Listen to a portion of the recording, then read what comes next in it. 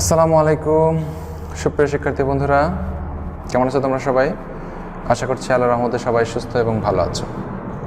আমি আলহামদুলিল্লাহ ভালো আছি। তো আজকের অনলাইন ক্লাসে সবাইকে স্বাগত জানাচ্ছি। আজকে দ্বাদশ শ্রেণীর উচ্চতর গণিত ক্লাস। আজকের পার্ট হচ্ছে আমরা অধ্যায় 9D নিয়ে আলোচনা করতেছিলাম। তো আজকে 9D এর আরও দুইটা অঙ্ক নিয়ে আমরা মূলত আলোচনা করব। আর তোমাদের সাথে আছি আমি মোহাম্মদ আল-Amin Sarkar, lecturer, Narayankul dream model school and কলেজের। তো আজকে 9D এর টাইপ 3 এর 4 নম্বরের দুইটা অঙ্ক দেখো, 4-এর 4 এবং 8 নম্বর নিয়ে আলোচনা করব। তো 4-এর 4 নম্বরটা প্রথমে দেখা যাক।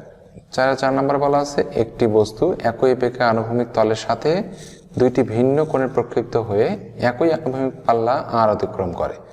তার ভ্রমণকাল একটা T1 একটা T2 হয়, তবে দেখাও যে R = ½ G T1 × T2। তো একটা আনুভূমিক রেখার সাথে দুইটা জড়িত, একটা ধরো এইখানে T1, হ্যাঁ, আর ভ্রমণকাল একটা T1 আর একটা হচ্ছে T2, বিভিন্নভাবে ভ্রমণ করতে পারে। তো পাল্লা কিন্তু একই, দুজনেই এই আর একই। তো দেখো, একই আনুভূমিক পাল্লার জন্য একই ইউ আদিবেগে প্রক্ষিপ্ত বস্তু দুটির সম্ভাব্য প্রক্ষেপণ কোণ আছে। একটি কোণ আলফা হলে অপরটি হচ্ছে α/2 - α, মানে π/2 - α।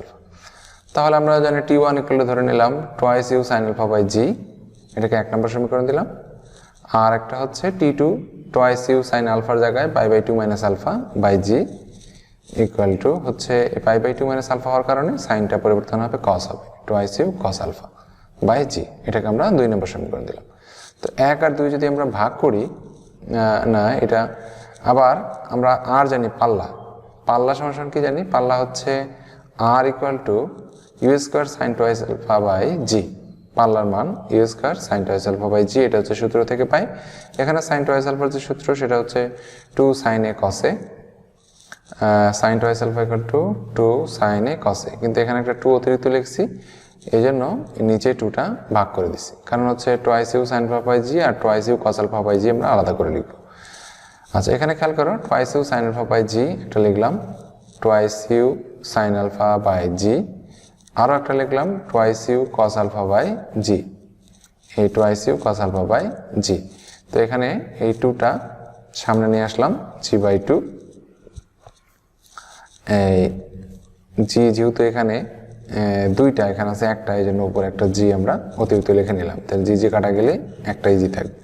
তো এই 2টা সামনে লিখলাম g/2, আর এটার মান 1 নম্বর থেকে বসে দিলাম হচ্ছে T1, আর এটার মান 2 নম্বর থেকে বসে দিলাম 2u cos α/g, এটা হচ্ছে যেটা 2u cos α/g, এটার হচ্ছে T2। তো T1/T2 মান বসে দিল, আর g/2 কে লিখলাম ½ G, তাহলে R = ½ G T1 T2, এটাই দেখানো হলো। তো আশা করছি বুঝতে পারছো। তো পরের অঙ্কটাতে আমরা চলে যাই, সহজ একটা অঙ্ক ছিল। পরেরটা দেখো, বলছে যে একটি ক্রিকেট বলকে ভূমি থেকে নিক্ষেপ করা হলো, এটি 100 গজ দূরে ভূমিতে ফিরে আসে। এর বিচরণ পথের সর্বাধিক উচ্চতা 56 × 1/4 ফুট হলে এর বিচরণ কাল ও প্রক্ষেপ কোণের মান নির্ণয় করো। একটা ক্রিকেট বল এখান থেকে ছুঁড়ে এখানে পড়লো, তো এটা হচ্ছে 100 গজ দূরে পড়ে গেছে, তাহলে এর পাল্লাটা হচ্ছে 100, এটার আমরা বিচরণকাল প্রক্ষেপণ কোণের মান নির্ণয় করব। তো মনে করি প্রক্ষেপণ বেগ হচ্ছে u ফুট আর প্রক্ষেপণ কোণ হচ্ছে আলফা। তো দেওয়া আছে আনুভূমিক পাল্লা R = 100 গজ, যেহেতু ফুট আর দেওয়া আছে একটা গজ, তো সবগুলোকে ফুটে নিয়ে যাই। আমরা জানি 3 ফুটে 1 গজ, তাহলে 100 গজ = 300 ফুট। আর বৃহত্তম উচ্চতা এই সমান 56 × 1/4 ফুট, এটা যদি 56 × 4 হলো 224, আর একে 225/4 ফুট। তো আমরা পাই R = u² sin 2α/g, পাল্লার মান, এটার মান দেওয়া আছে হচ্ছে 300, এই জন্য 300 = এটা 1 নম্বর সমীকরণ দিলাম।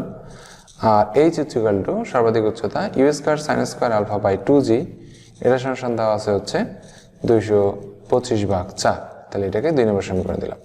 তো 1 আর 2 যদি আমি ভাগ করি, নর্মালি ভাগ করলে এই u² কাটা যাবে, gও কাটা যাবে, থাকবে হচ্ছে 300/225/4, 4 যেহেতু ভাগ আছে উল্টা করে 4 উপরে চলে যাবে, 225 নিচে চলে আসবে। তাহলে এখানে থাকলে হচ্ছে 2টা ভাগ ছিল, যেন উপরে যাবে 2 sin 2 alpha by sin square alpha, এই sin স্কয়ার আলফা, আর 300 ইন্টু 225/4 উল্টে গেছে, 4 উপরে 225 নিচে। তো এবার দেখো সাইন টুয়াইস আলফাকে ভাঙালাম। সাইন টুয়াইস এর সূত্র হচ্ছে 2 সাইন এ কসে, সূত্রে 2 আর এইখানে একটা 2, দুইটা মিলে হচ্ছে 4 সাইন আলফা কস আলফা আর সাইন স্কয়ার আলফা। আর এখানে 4 দিয়ে 225কে কাটাকাটি করলাম, সাথে 300 গুণ করলে আমরা পাবো হচ্ছে 16/3 ক্যালকুলেশন করলে এটাকে। তো এবার এই 4টাকে যদি আমরা ওই পাশে নিয়ে যাই, আর sine twice alpha sine alpha cos alpha আর এখানে একটা সাইন আলফা, তো সাইন আলফা আর এখানে একটা সাইন কাটা যাবে, থাকবে হচ্ছে কস বাই সাইন, আর 4টা ওই পাশে চলে যাবে 16/3 ইন্টু 4। তো কস বাই সাইন মানে হচ্ছে cot alpha equal to 4/3, cot alpha equal to 4/3, এই 4 আর এই 16 কাটছি 4/3। তো কট আলফা ইকুয়াল টু 4/3 হলে আলফা ইকুয়াল টু হচ্ছে কট ইনভার্স 4/3। তো কট ইনভার্সকে যদি আমরা টেনে কনভার্ট করি, আমরা জানি টেন আর কট বিপরীত, তাহলে টেন ইনভার্স 3/4, এটাই হচ্ছে আলফার মান। একটা অ্যান্সার পেয়ে গেলাম। আর একটা বিচরণ কাল আমরা পাই হচ্ছে, বিচরণ কাল হচ্ছে twice u sine alpha by g, এটাকে আমরা 3 নম্বর সমীকরণ দিয়ে রাখি। তো 2 নম্বর সমীকরণ থেকে আমরা পাই হচ্ছে u square sine square alpha by 2g, u square sine square alpha এটা সমান 225/4 ইন্টু 2g। এটা যদি আমরা রুট করি তাহলে আমরা পাবো হচ্ছে ইউ সাইন আলফা, তাহলে u sine alpha equal to 225/4 into 2g, এটাকে রুট করলে আমরা পাওয়া যাবে হচ্ছে 60। তো এটাই ছিল অঙ্কটি, আশা করছি তোমরা বুঝতে পেরেছো। তো আজকের ক্লাসটি দেখার জন্য সবাইকে ধন্যবাদ জানিয়ে আজকের ক্লাস এখানেই শেষ করছি। ধন্যবাদ।